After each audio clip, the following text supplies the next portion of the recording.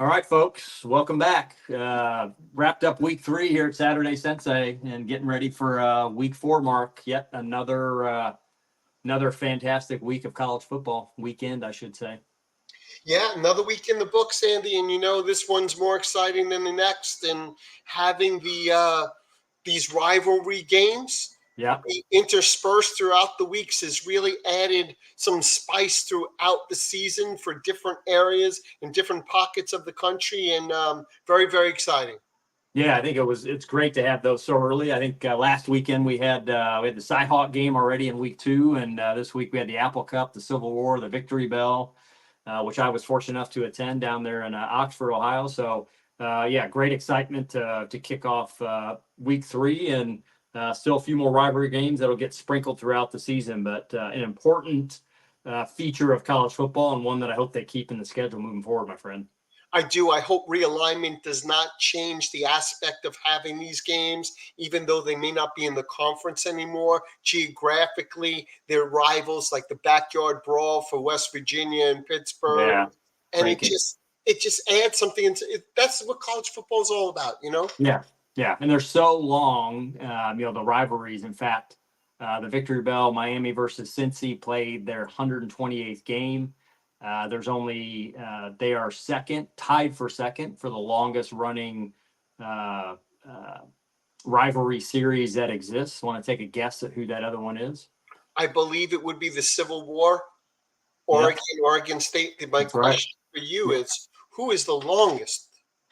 Wow, the longest running rivalry game. I believe I'm going to verify my facts here. I believe it is North Carolina versus Virginia. Ironically enough, you would think it would Really? be. I would think it would be an Ivy school. Yeah. Um, Princeton, Harvard, Yale. yeah.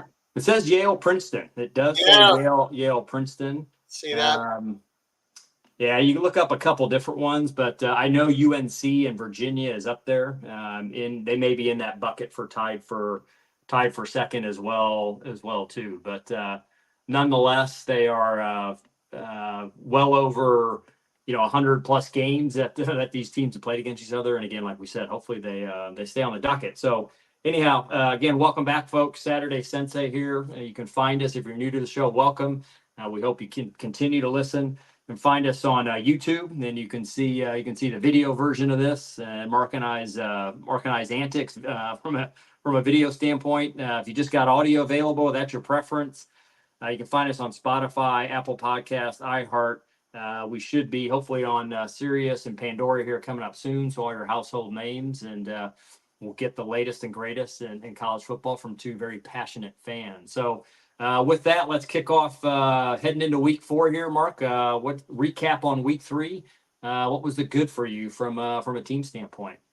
I think it's what we opened the show with. It was all about the rivalry week and the rivalry games. To me, that's what college football is all about, and the Yeah, culture.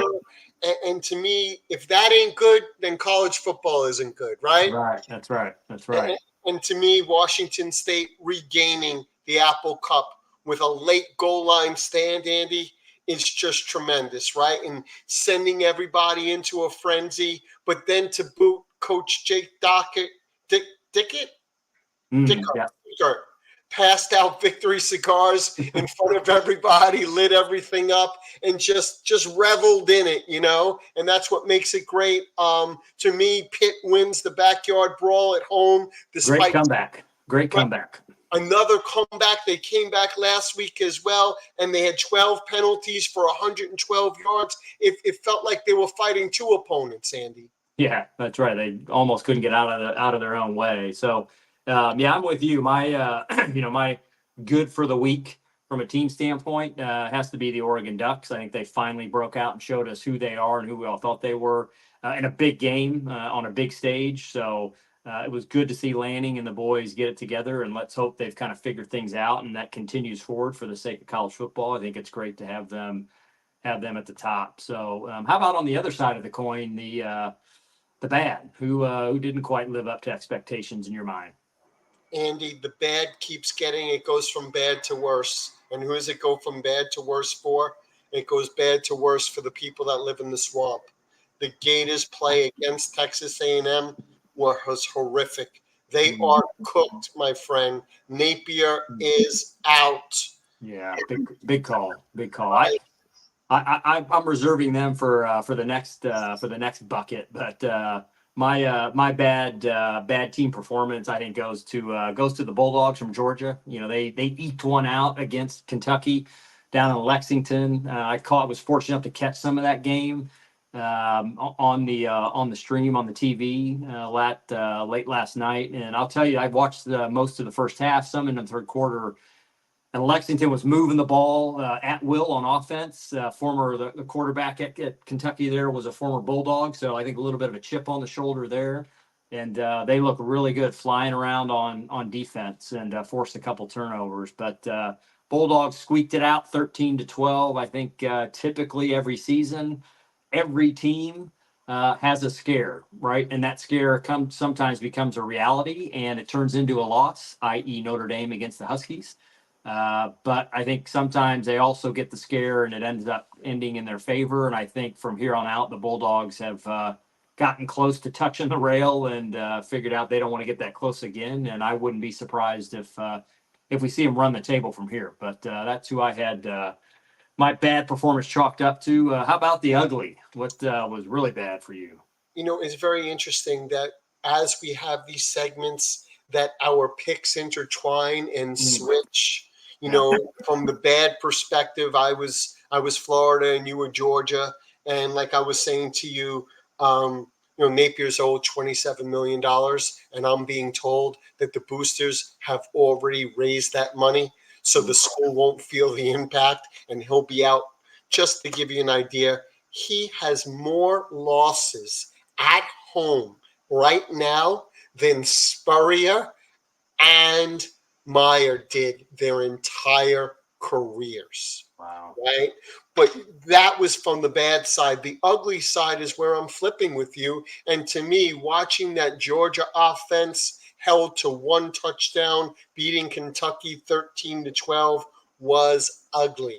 It was ugly, ugly, ugly. And I don't know if you saw, we were texting, but South Carolina had a drag them out fight with LSU, and they lost their freshman quarterback midway through the first half, and their offense was ugly afterwards. They had 12 passing yards up until 35 seconds left in the game, and then the backup quarterback threw a crossing route for 40 yards to get them in field goal range. And unfortunately, the guy missed a 50-yard field goal to send the game into overtime, and they lost. But that, to me, that was the ugly. Okay. Yeah, my ugly is down in the swamp. I think that program is, and I was listening to another podcast, and there was a quote from Lou Holtz, obviously a longtime legend on the coaching side of things, and his comment was, if you don't get it going by year 3, you're probably not going to get it going at that location, right? So it doesn't mean you won't get it going somewhere else, but in that particular seat at that program, if you don't have the wheel cranking by year 3, it's probably not going to happen. So you and I debated this in our preseason intro recording and episode, and we talked about coaches on the hot seat. You had Napier on there. I did as well, but I thought maybe they would fare a bit better and he might get another season under his belt and perhaps he would get into year 4. I think that's pretty much impossible at this point. So that was my ugly and the fugly of the week. Again, parents out there, this is a PG version of this podcast, but you make the decision if you want to explain what the fugly is. But I think we're probably both in agreement here. Just a little further, I think east and north from Gainesville, west and slightly north of Gainesville, Tallahassee is just a dumpster fire, absolute dumpster fire right now, my friend. So I texted you this, and I texted my brother and cousin, but who would have ever thought, particularly going into this season, that we would have two of the top programs in the country, right? Head coaching seats open up before the end of the season, and both of those programs being in Northern Florida. I'm not sure anybody would have predicted it, but I will not be surprised to see both of those seats open either this week, perhaps next week. But will cause quite a shuffle in the college football coaching scene. But my gosh, man, that they are in a world of hurt there in Tallahassee. And Andy, we agree on that because that's what I have for my FUGLY. And that was last week's FUGLY as well. I know. Florida State is just in shambles, like you said, and Norville doesn't get through the season either. The question is, who takes that job? Who gets the Florida job? And that rivalry has lost so much luster. Yeah. I mean, in my heyday, they were 1-2 and they were winning national championships and just a wonderful, wonderful camaraderie amongst those teams and rivalries. So, yep, that's it for me this week. Yeah. Okay. And then on the individual side of the ball, I think for me, in terms of kind of highlight performances overall, I'm gonna have to go with the backup like a starting quarterback now. We're going to talk about this in some of our hot topics from week 3, but Isaac Wilson, who came in off the bench for Cam Rising out in Utah, and he really had a heck of a game playing against Utah State. That was one we talked about last week in our picks, whether or not Rising was going to play. I thought it would be a pretty close game if he was going to be out. We thought pretty confident he was going to play. He ended up not playing. It's turned into a staph infection. Apparently it did, and got a bit worse. So Wilson came off the bench, 240 in the air for 3 tutties. So certainly rise to the occasion. Not sure the Utes are going to maintain their spot as a Big 12 projected or favorable champ there. And I'm not sure they have the horsepower without Cam Rising, but Cam Rising has had a spate of injuries here almost every year for the last 3 or 4 years. So I guess we've got to get used to the Utes with somebody else under center. But Isaac Wilson was my good individual performer for the week. How about you? I had 2, Andy. I had 2, and one is just the guy that everybody nationally wants to see do well, and that's Arch Manning. Yeah. He put on the cape after Good call.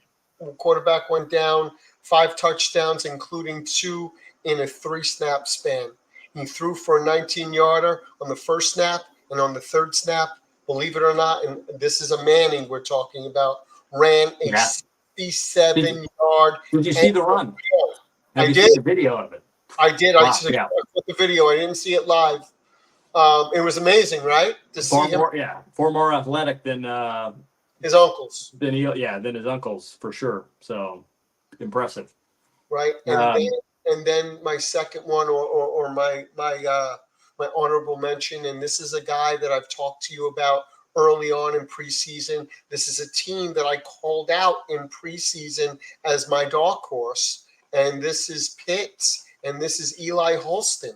21 30, 300 yards, 3 touchdowns, no interceptions, and he's a true freshman. And he's had a second or third week in a row where this guy has played really well. Yeah, outstanding performance for sure. One I would add to, honorable mention or another one to go on that list, although, again, against a less formidable MAC opponent in Ball State. But Cam Ward led the Canes to a 62-0 blowout of the Cardinal, and Cam was 350 yards in the air and 5 tutties. So he continues to prove his worth. And Cristobal and the crew are very glad that they were able to pick him up in the portal because he is turning that offense into what it quite frankly should be down there in Coral Gables is a high-powered machine. How about on the other side of the coin? Who for you kind of quote unquote literally or excuse me figuratively, maybe literally dropped the ball in week 3? Well, on the defensive side, there's just, I wouldn't say that there's a lot of singular performances. I Yep. just again see these teams. You just mentioned Miami defense 62-0, Tennessee Vols 71-0. We talked about the Washington State goal line stance to win the Apple Cup. And, I was glued to the set watching the South Carolina game. Their linebacker, number 55, was all over the field. And they had I was texting you, LSU had a first and goal at the 1. Yeah. And South Carolina turned them away. Yeah. So to me, those were the big defensive storylines in college football this week. Yep. Yeah. I think certainly some good ones there. I think another team. I texted you about them last evening after seeing the final score, but got to give a credit where credit's due. Indiana Hoosiers, man. Indiana Hoosiers go out west into the Hollywood Hills and blow out the Bruins 42-13. But they held the Bruins quarterback, UCLA quarterback, to 137 yards, and on the ground, running back 12 attempts for 48 yards. So we'll see, man. Could the Hoosiers be for real, and are they going to rise up and be a surprise top contender there for the Big Ten? We'll find out. So, well, that's kind of a week 3 recap. So we're going to transition into kind of some of the hotter topics that are related to college football, but not related to games and team or individual performances. But this broke, I think, Friday, Mark, is when I sent this to you. But now we went from Tupac out on the West Coast to the six pack. Right, and Pac-12 is trying to fill up their case here as they progress and try to hold on. And I believe that they went and poached a few of the Mountain West schools, but I've got Boise State, Colorado State, Fresno State, and San Diego State are going to join the existing two in Wazoo and Oregon State. So, what are your thoughts on this?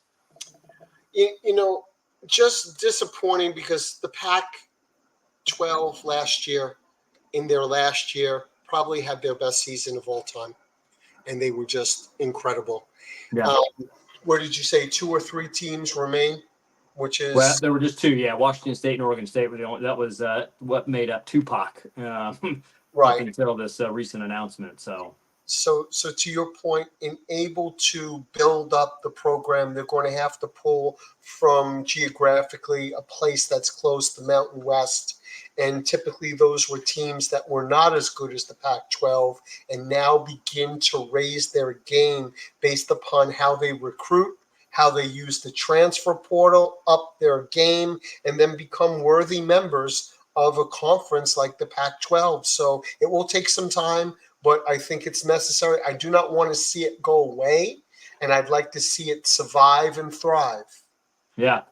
And I think from my understanding, again, not being an expert, but I believe on the Bowl Series side, so the FBS, I think a conference has got to have a minimum of 10 voting members. So, they've gone from 2 to 6. They still got to pick up 4 more. But I think with this move, I think it shows that they're serious about hanging around, and it'll be interesting to see if there's lots of teams out there that are in some of the other conferences, but it'll be interesting to see if they can pick up an additional 4 teams to get in that conference, and perhaps the Pac-12 has had the EKG machine or the AED machine jolt itself back to life, which I think would be great. I think it was certainly prior to the downsizing, some outstanding football, and I think notorious for spread offense, high offense play. And I think unfortunately, given it was way out on the left coast, late game times back in the East Coast, I do think there was often a bias that worked against them. So hopefully they can get it together, and it'd be interesting and exciting to see how this continues to evolve. So our second topic was, we touched on him earlier, and I didn't mention it, but you can give maybe a little known fact about the young man who came in at the Utes, but rising out again, injury to his hand. I think he was launched into a bench the prior week in his game and was pulled out. They didn't think it was serious, but apparently again it got infected, and that made things worse. And I couldn't believe it when I saw it, my friend. But it's that Utah, and I'm not sure if it was facetious or serious, but Utah was preparing an 8th-year redshirt, preparing that document to potentially need it for approval. So we could see Cam Rising back for yet another year. So he really is this far in a college football tenure? He's Yeah. 7 years in? Yeah. Well, we talked about Cam McCormick, man, 2 or 3 weeks ago. Cam's on his ninth season. So Right. So where did this guy start? Because he wasn't there for 7 years. I think he's been there all along, my friend, if And I'm not mistaken. he's supposed to have graduated 3 years ago, and this Yeah. is the 7th year in the same school. I Yeah. find it hard to believe. Yeah. He's this is his 7th year. He's had multiple years of injury overall. And And then obviously the COVID. yeah, obviously had his COVID year Right. overall. But yeah, he 2020. Yeah, they just got him from. He's been at Utah since now. I think it was if he was there before, but his stats show starting in 2020. But yeah, I'm pretty sure he's on his 7th year At that in same college football. school. Yeah, pretty amazing. So let me ask you something: is the staph infection? Are they going to turn him out for the season and hand this thing over to Wilson, who is Zach Wilson's brother? Believe it or not, he had a better game than Zach Wilson's had a better. He's had a better game. He's had better stats in one game than Zach Wilson has had in 3 years with the Jets. Yeah, different leagues, man. NFL versus the quasi Big 12 or the new Big 12, right? Or what used to be. I think they used to be in the Mountain West. So little bit of different comparison. But yes, his brother has started well. Yeah, Cam Rising, he's 25 years of age right now, right? Yeah, next year due to COVID, of course. And I'm just scanning through to give that he was there the entire tenure. But he has an option to play an 8th and final season in 25. This was due, there was a settlement agreement between the NCAA and the U.S. Department of Justice. Restores 1 year of college eligibility to players who were required to sit out a season due to the transfer eligibility rule during or since 2019, 2020. So he must have transferred from somewhere else. That's where I thought, because I did not think he would be there at Utah for the full 7 years. But to your point, 17 to 25, right? He's 25 years old, 7 years. Why not, man? Right? Why not? Unless he's going to make it to the league and maybe be a backup or a practice quarterback, or maybe he makes a squad as a second, or if a team's got a third stringer, that's probably not a bad gig. But and with his injury rap sheet, who knows how many teams at the next level will be apt to pick him up. But instead of going and playing ball up in Canada or somewhere maybe in Europe or some other location, why not stay at Utah? Andy, I wish I could have done 8 years in college, my friend. You probably did about 6, didn't you, Mark? I did. You were playing these sports. Oh boy, those are the good old days, Andy. They are. They sure were. Yeah, I've always said if I could freeze time, and if there was a permanent stage in life to be trapped in, it would be the college student. So, which is part of my passion for the college football scene and the sport itself. So, all right. So we're going to transition to our last hot topic of the week. Before we get into this, we'll take a bit of a break. But next topic we're going to talk about is Fandomonium, some of the tougher college football stadiums in the country to play in. I'm sure all of you listening have your lists. Mark and I offered up our top 3. We're going to show those here in a second. We'll be right back with that before we take a short break. Again, Saturday Sensei here coming to you on YouTube, Apple Podcasts, Spotify, and again, all your household podcasting stations. Get it while you can. We'll be back in just a sec. Hang with us. There we have them on the screen. We'll talk about them. Those that can't see, this may be your motivation to tune into YouTube, so you can see all the high quality visuals and what Mark and I are talking to. But I'm going to give the floor to my honored co-host here. And Mark, who'd you have as your top three? What stadiums for you is where Fandomonium rages on game day Saturday? I mean, number one for me, Andy, is the home of the 12th man, College Station, Kyle Field. Wow. You know, you see the stadium shaking. Reminds me of a basketball element of the Cameron Crazies, right? Yeah. And the pandemonium going on in that arena. I don't know how they can lose a home game. I know, man. I know. It's something else, right? I've not been, but yeah, I've witnessed it on television. And when that place, just like 2 Saturday nights ago, right, when the Irish rolled into town, it was electric, right? Yeah. And then the second one is one that I've experienced myself. I've seen Alabama LSU, which is probably the best game you could see at Bryant Denny Stadium. Wow. And Andy, the the roar of go Tide, roll Tide, the atmosphere that's there, the tailgating, the stadium antics that go on, it's just amazing. And I'm so fortunate to have lived it, loved it, and seen it and experienced it. So to me, that was number two. And number three is something that I would love to experience with you. And maybe we take this show on the road on a Yeah. Saturday night. There's only one Death Valley in college football, and it ain't in South Carolina, my friend. It's Baton Rouge, and it's Death Valley LSU. Wow. Yeah, I'd love to see a game in Baton Rouge with the Tigers. All those locations, right? But certainly formidable places to play day or night. I went with for me in three locations I have not been to, but they are places that I I wish to go and aspire to go to and see live.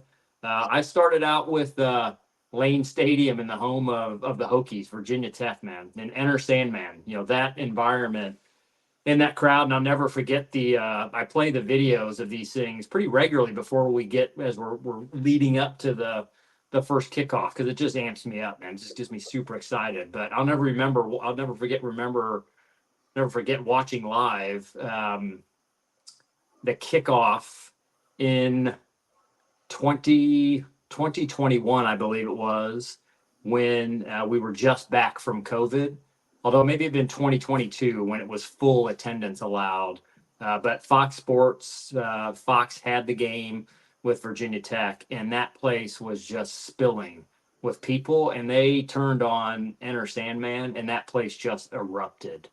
Right, and there's an interesting graphic out there that, and I don't know if there's a geological office nearby, but where they've got a seismograph that is able to measure the vibrations, and they've shown histories, they've shown specific games, and they've shown Virginia Tech's schedule. I think it was 2023, and they had 6 home games that they showed, but you can just see. You can see the lines and the vibrations escalate at the beginning of that game when Enter Sandman's played. So a stadium I'd love to see, and probably have to be a night game. The second one would also have to be a night game. Happy Valley, my friend, but a whiteout, and one that I think you've witnessed. Maybe have you been to Happy Valley? I have, and I saw a Friday night or Wow. Saturday, no, Saturday night game against Michigan State. It was a whiteout with Joe Paterno. Joe And Buck. yeah, Andy, those are things that you remember the rest of your life. 104,000. Amazing. Amazing. Yeah, I would love to see that. I think that one is a whiteout game is probably in the in the top three of places to go and see a game. And those whiteout nights are typically reserved for big games, but would love to see that atmosphere. Last one I had, which is always a fun one for me, and again another another video that caught the hearts and minds of all fans. I think back in 22 when full attendance was allowed back. Camp Randall at UW there, although they didn't jump around enough and score enough to beat the Tide this past weekend. But that place is rocking at the start of the fourth quarter, the end of the third, when when they turned that song on, the old House of Pain, which is that song is a classic from my era back in the early 1990s. Vaguely recall a few parties with that song turned up loud on the stereo in some dark and dingy basement of a fraternity house. But that's probably why I bring back a few good memories. But yeah, that environment is something else when again 100,000 plus fans and students are just rocking out. So those are our six, folks. Yeah, I'm sure again you all have yours. Great environments. Certainly there are others that would go on that list if we expanded it. Can't ignore the big house. Certainly, that environment's a packed house. The Shoe in Columbus, and a number of other stadiums that Mark and myself would certainly love to get to. But those are the ones that came up for us, and again, great environment. So. All right. Well, we reached about the time that is the highlight of this show, at least for Mark and I, and that's getting into our picks, right? So we're going to transition into week 4 picks. We'll recap week 3 where we fared, see where we're at on the season, and then where we're going to land, or where we think we're going to land with our winners and losers for week 4. So I'll be back in just a minute. Take a short break, and we'll be back here. All right, we're back at it. Feature of our show, Saturday Sensei, again coming to you on YouTube. We're on Apple Podcasts, Spotify. You can find our social media pages on X and Instagram. Follow all the highlights and the clips from the week, and again, tune in for our picks each week. Again, we're picking winners and losers. We're not picking against any spreads. So for all you folks that choose to wager, I guess what we do is we're picking the money line regardless of what happens. But we're just picking the games here on upcoming Saturday afternoons, and we'll start coming up here on the 21st of September, week 4. We're going to start out with the Wolfpack going into Clemson, my friend, and some of the Clemson fans might be a little irritated with your comment just on the previous segment about there's only one Death Valley, and that is not in South Carolina. But who do you got between the Tides taking on the Wolfpack? I was very disappointed in watching North Carolina the last 2 weeks. They're just not the team that I thought they would be, and it's been painful to watch them try to move the ball. Clemson is coming around. I think Clemson beats them easily at home. Okay, yeah, I'm with you. I think Dabo and the crew at home. I think they coming off pretty strong offensive performance. Just after they had got pushed around by Georgia and pounded by Georgia, they bounced back. And I think Dabo and the boys there take on the Wolfpack and handle them at home. I'm not sure the Wolfpack have got enough up front to take on Clemson. So we're going Clemson. So next up on the docket, we've got the Jayhawks taking on the Mountaineers. Jayhawks suffered a tough one Friday night. The hands of the Runnin' Rebs. No, folks, this was not a basketball game we're talking about. Again, for Mark and I's era, the Jayhawks and Runnin' Rebs of the 90s were a great hardcourt matchup, but they lost a tough one Friday, bouncing back, and now they've got to take on the Mountaineers, who also lost a nail biter to Pitt. So who do you think is going to rise up this week in this matchup, Mark? I've been to this stadium. It's been wonderful, West Virginia. Yeah. And I saw West Virginia beat Auburn on a Thursday night there. I love the environment. Kansas is not playing as well as they should be. I don't think they beat West Virginia at home. I think West Virginia bounces back from their disappointment of the backyard brawl. I like the Mountaineers. Yeah, I'm with you. I think the Mountaineers should have won that game. I think against Pitt, taking no credit away from the comeback that Pitt had late in the game on the final drive. But I think West Virginia is coming off that tough loss, and I think they'll be out for blood. And I think they get the Jayhawks there. So next matchup, a little bit of a unique one, oddball one, if you want to call it. This is for some folks in certain parts of the country. These teams will be well known, but for broader audiences, national audiences, probably a little less known. But we've got Central Connecticut State taking on UMass, and UMass has the unenvious position of being typically over the last several years one of the worst, if not the worst, teams in the FBS. But who do you got with Central Connecticut State taking on the Minutemen from UMass, Mark? Obviously, I'm from the Northeast, and I'm very versed in these two teams. The Minutemen have just been a misery, and I think the misery continues for them. Central Connecticut State wins. Yeah, I'm with you. I think Central Connecticut State is a solid team. I think they the Minutemen are starting off in maybe classic fashion, living up to their billing. They are 0-3 heading into this game overall, and I think Central Connecticut State is they've got some decent offensive horsepower on the offensive side of the ball.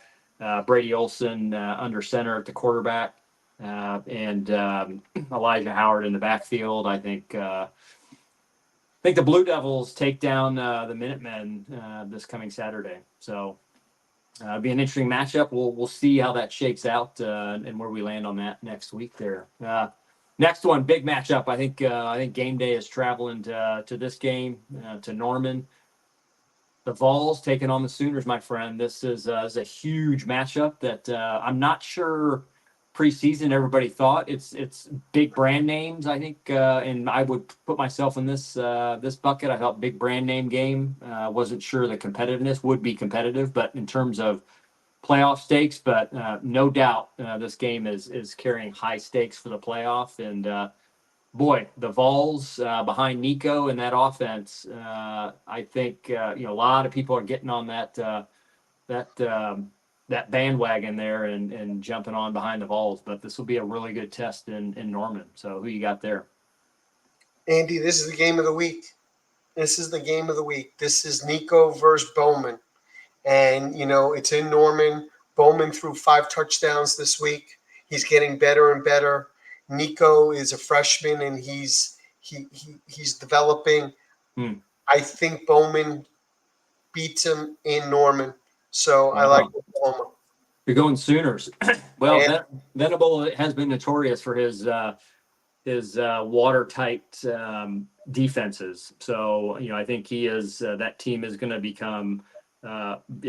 come ready to come out on the field and show that they've got the horsepower and the talent it takes to be in the final 12 at the end of the season. I'm going to have to go Tennessee on this one. I think Nico and the crew, I think that offense is high powered. I think they've got a lot of energy. They've got some great ball players on the defensive side of the ball. And I think one of the things that I've picked up during the season from some of the experts in this field when they talk about teams is, looking at teams, and particularly on the defensive side of the ball and the offensive side, a lot of these games are determined in the trenches, right? And the question you got to ask is do the lines, is the O-line or is the D-line, does it travel? So when these teams travel, do they maintain their staunchness, their toughness, their alertness, quickness off the ball on both sides of the ball? And I think Tennessee on the defensive side of the ball, I think that D-line travels very well. I think it's going to travel well in Norman, and I think the Volunteers are going to take down the Sooners in this big matchup. So that's going to be a great game. Great game to watch. Next one, a bit of a SEC battle, and this should be an interesting one. I'll be interested to see where you're at on this one. But we've got the Razorbacks taking on the Tigers in Auburn. You talk about one of the most disappointing teams in the country. Auburn has been horrible. They've not been lived up to what that program has been historically. Arkansas has played well. I like the Hogs this week, and I think they get the upset in Auburn. Yeah, I'm with you. I think Razorbacks take down the Tigers, despite the fact that it's a home game for Auburn. I think Arkansas has got more weapons and is a bit more dialed in. Next one, in terms of our matchup, and although again as we're looking here visually, I just noticed this, and no slight intended for Big Blue fans, and my sister and brother-in-law.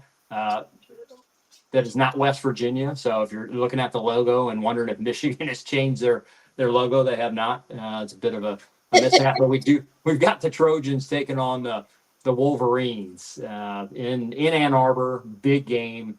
We'll see how this will be the first major road test for the Trojans and the first test of this new conference realignment with the West Coast team having to travel only a 2-hour time difference. You're not having to do the full 3, playing some of the Big Ten teams that are a bit east of the Dayton timeline. But in this case, you got the Trojans rolling into the Big House. And what are you thinking, Mark?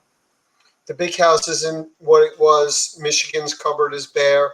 I like Lincoln Riley and Miller to have a big week, and USC to put their stamp on this season that they are back. And I like the Trojans.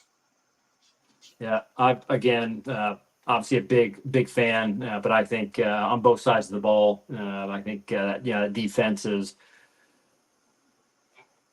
taking the tips and did the practice they needed necessary from a tackling, particularly a wrapping up standpoint in the off season, and with their new DC, I think they've done a great job on that side of the ball.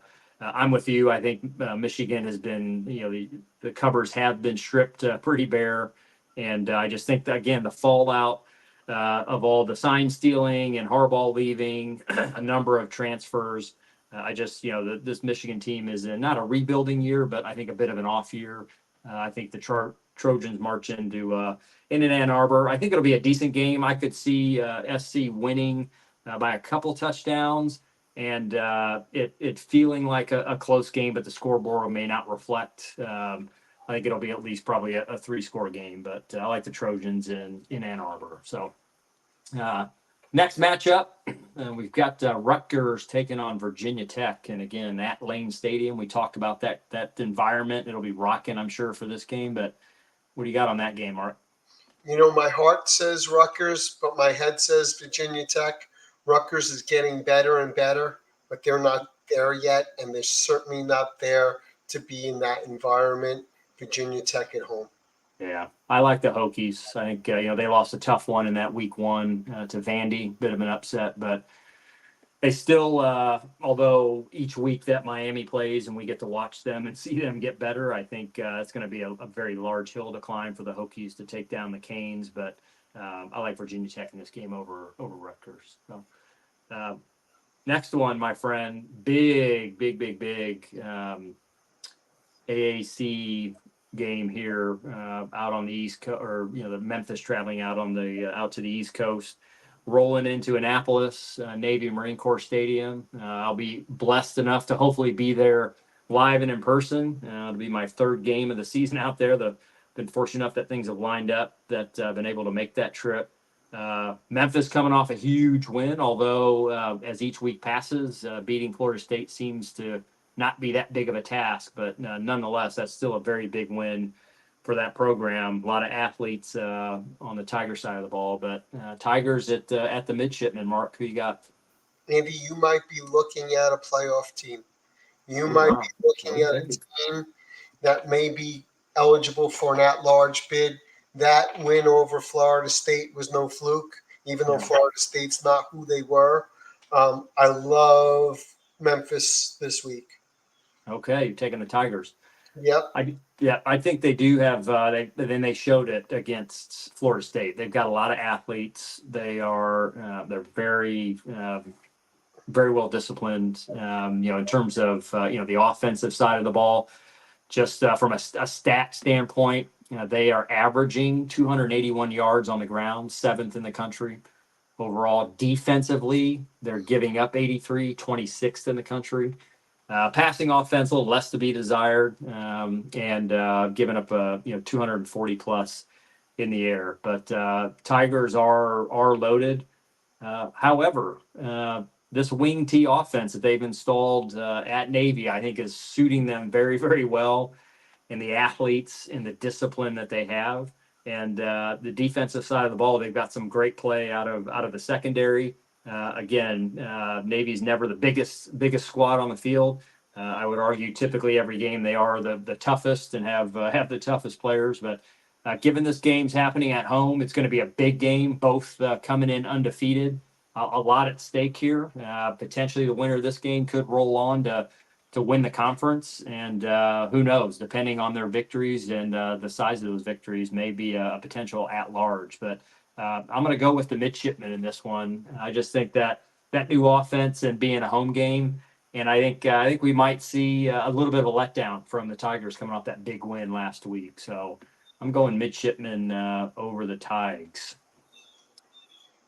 Next up, big ACC matchup, Mark. Georgia Tech heading into Louisville. Louisville hasn't played a conference game yet. They're 2-0. Georgia Tech sitting at 3-1. What do you think here? The Rambling Wreck, my friend. They are for real this year. Yeah. And I know it's on a road game, and I know Louisville has got a high potent offense, but I'm going to go with Georgia Tech. Yeah, I'm with you. I think Rambling Wreck takes down Louisville. I think this is a bit, it's a little bit what bit me in terms of last week's performance in that in the Arizona Kansas State game. Right, Arizona had not played a conference game. They had a couple. I think they played Austin Peay was maybe one of the teams they played, but two non-conference, not real strong games. They put up big numbers on offense.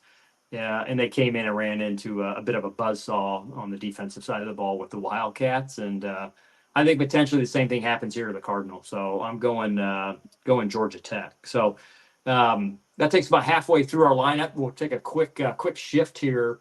We didn't do this at the outset of heading into week 4, but last week the Sensei, I finished at 11-4 on the picks. The Senpai, Mark, finished at 10-5. Still both respectable weeks overall. And on the season, I'm sitting at 36-10, and Mark is sitting at 33-13. So still off to a strong start. Although I was thinking about it this morning on my long run, I am a bit of a statistics junkie and a market junkie. That would be the equities market, and mean reversion is a thing, my friend. So I suspect coming up, myself and yourself are going to face a week where we get blown up and things start to revert back to the mean of probably around 50-50. For us, we got a long way to go, but nonetheless, a solid start. So next game on the docket, Arizona State is taking on Texas Tech. Should be a high-paced game, but in this case, we talked about it earlier on in terms of some of the good, bad, the ugly, and some of the notable performances. Arizona State's undefeated, my friend, 3-0 under their new head coach and coming out strong. So I'm going Sun Devils in this one over the Red Raiders. No, my friend. Arizona State, they barely beat Texas State 31-28 on Thursday night, and Texas Tech laid 66 points on North Texas Mean Green. Yeah, I'm loving me some Red Raiders. The Raiders. The Raiders. I don't think so. I think Sun Devils get them. And I think Texas Tech. Who they play in week 1? They have a fairly decent matchup that they headed into, and I think they took their way back to Lubbock. This game is in Lubbock, but Texas Tech. Oh, they lost to our friends up in Washington. There, Wazoo. The Cougs got them early on in that game, 37-16. And might I remind you of the season opener, the Red Raiders had, my friend, against real powerhouse of a program, I'm sure. Again, no respect to the folks that attend the university, but Abilene. All right, so 52-51, and they had to take them to OT to win. So I'm going Sun Devils on this one. Okay, we shall see, my friend. That's right. That's right. Next up, we got the Utes taking on Okie State. This one's in Stillwater. Utah is having to travel, a Big 12 matchup. What do you like here, Mark? I love me some Okie State, my friend. Mike Gundy is going to confuse Mr. Wilson. He's a rookie, and if your buddy is not playing in his 8th year, he ain't having it. So I love Okie State at home in Stillwater. Yeah, I like the Cowboys too. I think they're their offense it looked really good. I think put up 50 plus, if I'm not mistaken, last week. Looking pretty solid to start the season. Oklahoma State's always a tough one. You know, they'll win these big surprise games, or they'll come into an underdog and they as an underdog, and they'll perform incredibly well, and then step on the proverbial rake at some point during the season. But I like Okie State as well. I think they're going to be too much for the Utes there. Next one. This going to be an interesting game coming up here. But again, Battle of Florida Schools. We've got the U taking on the Bulls from University of South Florida. And if anybody watched the game, not this past weekend, but 2 weeks ago, UCF with a fair amount of trash talk before heading into Bryant Denny to take on the Crimson Tide, and gave them everything they had. Tie game going into fourth quarter, and eventually Bama figured it out. But what do you think here, Mark? Canes get blown up on this one. No, I think 62-0 last week. They pitched the shutout the week before. They Cam Ward. It's a home game for both teams in South Florida. I like Miami. Yeah, I'm with you. Cam Ward's too much. That offense is rolling. I think they're going to handle their business. I do think this could be a very, very close game, though. Right? I think this one could be much closer than the experts think. But I think Miami is going to be they'll be too much. So next game, classic Big Ten matchup up north. Still very temperate temperatures, so this game isn't happening. And although the Hawkeyes are used to cold weather outdoor games, but Hawkeyes rolling in to take on the Golden Gophers. You know, Minnesota's been disappointing. I had picked them earlier in the year. I thought they'd be better than what they are. Yeah. I had Iowa State over Iowa last week. Iowa's got a great defense. They're a well-coached team. I think it's a low-scoring game, but they beat Minnesota in Minnesota. Yeah, I'm with you. I think Hawkeyes they figured some stuff out on offense this year, much better than they were last year. PJ Fleck and the Golden Gophers, I think it was week one, missed that last-second field goal to take down the Tar Heels at home. And I think Iowa's going to be too much, so I've got the Hawkeyes as well. Next matchup, this one's going to be really interesting. I think this could be a bit of a sleeper upset for some, but Kansas State and the Wildcats heading out to take on Brigham Young University and the Cougs, BYU. What do you think, Mark? BYU's playing good ball, and they're a lot better than everyone gives them credit for. They are at home, but you know what? Like I told you in the beginning, that Kansas State quarterback is going to do it. This kid is the real deal. He's a real freshman, and he wills them to a win. So I love Kansas State. Yeah, I think Avery Johnson you're talking about. QB there at Kansas State. Yeah. DJ Giddens in the backfield. I think I would have leaned more taking BYU had the Arizona-Kansas State game been a bit closer, and Kansas State just snuck one out against the Green Wave a weekend prior. But I think Kansas State's shaping up to be a pretty solid ball club, and I think they're going to be too much for BYU. So I think Wildcats take down the Cougs. Boilermakers heading west. Again, one of the early tests of conference realignment, but in this case, as opposed to the Trojans rolling east to take on the Wolverines, we've got the Boilermakers rolling west to take on the Ducks in Autzen. What do you think here? Andy, they're in for a beating. The Ducks are going to take them behind the woodshed. They got crushed by Notre Dame. Oh, yeah, it was ugly. That was what was it? 66-0. What was that final score? It was that could have been the ugly for me or the fugly for me. They got the worst. Andy, if I have this right, and you fact check me now, I believe this week was Purdue's worst loss in school history. Yeah. Yeah, So I think it was one of the tough ones. And just a clarification here, I think that we've got it's actually Oregon State that Purdue is taking on here. So not the Ducks, but oh, they're heading out to take on the Beavers coming off doesn't the matter loss to Oregon. whether Yeah, it's a duck or a beaver. I got them over the Boilermakers, my friend. yeah, I'm with you. I think either way, but I think it'll be a closer game, obviously, than if Purdue was taking on the Ducks. But I think the Beavers going to be too much at home, and Purdue, yeah, they just did not look like a football team last week against the Irish. So, um, anyhow, that brings us to the last pick of the week. This is our Mark's T-shirt reveal game of the week. This is big game here. We've got a West Coast team traveling into Baton Rouge. We've got the Bruins who've coming off a tough loss to the Indiana Hoosiers, taking on the Tigers in Death Valley. I can probably guess what T-shirt's underneath that sweatshirt this week, Mark, but who knows? Maybe you'll surprise us. What do you got? Andy, we talked about the toughest place to play in America and Death Valley being one of them. This will be a night game at LSU. Do you know when this will be? What this is? This a day game, night game? Let me check this real quick here. I would love for this to be under the lights in Tiger Stadium. Yeah, let's see. We got it is East. They are playing here in Baton Rouge, which would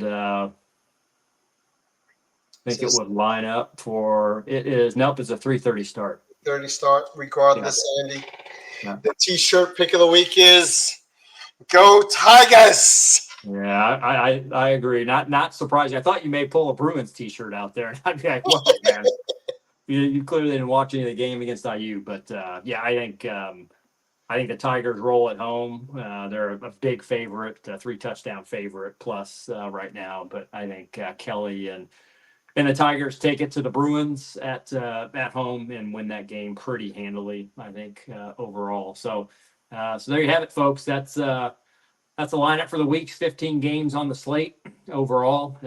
We'll see how we fare this week, and then when we come out of week 4, we will be about a third of the way, a little over a third of the way done with the season already. Mark, hard to believe. Yeah, it's gone fast, Andy. Yeah, but it's been great. So again, we appreciate everybody tuning in. Hopefully you're tuning in for all the content and the picks that you're as well, and enjoying the entertainment. We really enjoy coming together every week. It's a highlight and a bit of an oasis for me to escape life as we know it, work and life, and delve into the game we love. So we really appreciate everybody tuning in again. Saturday Sensei, you can find us on YouTube.